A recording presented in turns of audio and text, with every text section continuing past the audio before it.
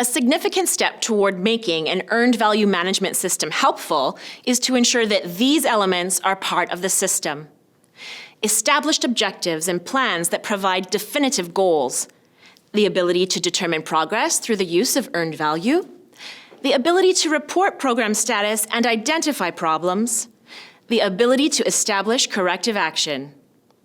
The EVMS must also facilitate revising plans when necessary. The EVMS is based upon universally, widely accepted guidelines. These guidelines evolved from government-wide standards for earned value management systems. The EVMS guidelines are intended to serve as standards for measuring the adequacy of a management control system. Contractors are encouraged to organize in the manner best suited to their individual environment and management philosophy, and may select the internal methods and procedures that work most effectively for them. In other words, there are probably as many ways to design a system to satisfy these guidelines as there are organizations that use them.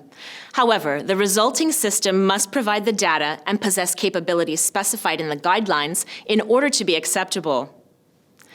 The objectives of the earned value management systems are straightforward.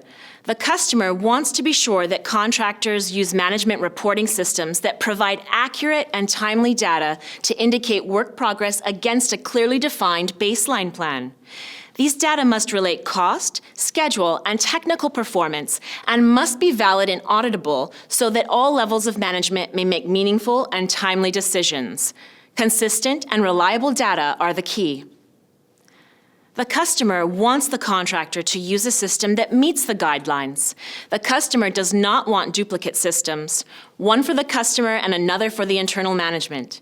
If a contractor uses two systems, it has failed to incorporate the performance measurement concepts properly. The guideline approach is intended to provide the contractor with a maximum amount of flexibility in determining how it wishes to conduct internal operations.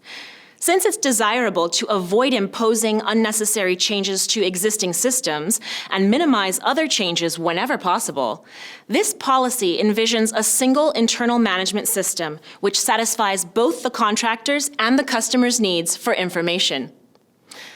To ensure that contractors' systems meet the guidelines, contractors are required to certify their systems very soon after contract award.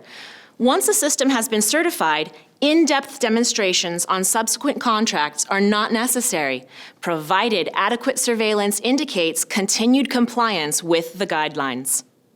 Managers of new contracts will probably conduct an integrated baseline review, or IBR, to ensure proper implementation of a baseline using the certified system.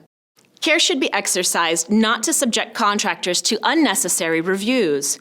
Adequacy and continuity of in-plant surveillance activities should be a major factor in determining the need for additional system reviews.